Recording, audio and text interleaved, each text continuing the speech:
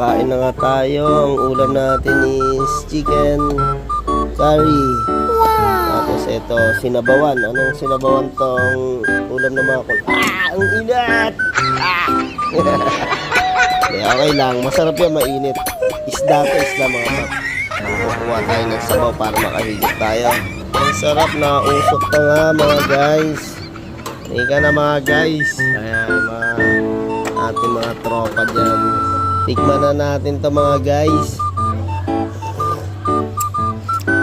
Masarap ang lasa guys Parang araw-arawin na talaga natin tong ganitong luto Ayan guys. Ano yung pansit mo?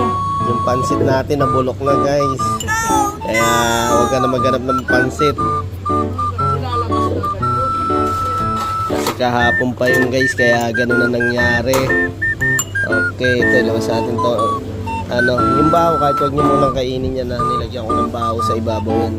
Pwede na yan sa dog kay yan, kay Pugi. Anong isda? Anong isda ba to? Tambakol? Ha? Ano nga? Ilang piraso son? 3. Naman kulang naman ang binili ni Kolokoy. 3, alam na 4 kami. Pero siyempre pagkakasya na natin yan. Yung mga natin. Ayan. Game. Yan. Ako ulit sa takip lang uli ako Asan na yung takip siya ng Yan na nga, napakasarap po. Kinalaman si Ana. Dalawa ko ng isda yan. Tapos may pechay. Sabi nila masarap pero sarap nga. Ang sarap talaga. Tapos meron tayo rito chicken.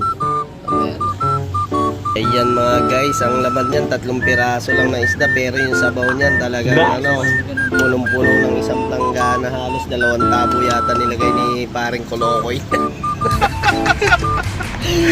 Kaya tayo mga guys para subukan natin yung gano'n makasarap talaga itong nilagang isda na to.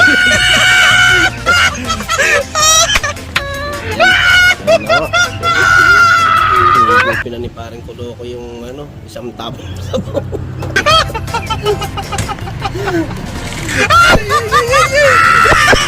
Yaen!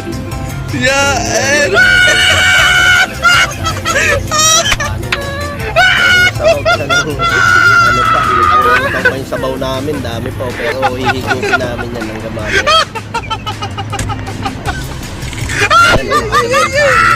Pang 2 tabo yan. Ano yan? Tabo na.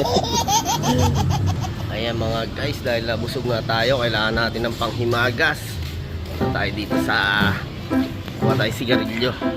Ayan nga, magkakape muna tayo. Mag-aapi sigarilyo pala to. Ayan, hindi na pala pinagana mga guys. Hindi tayo makakatip na sigarilyo ngayon.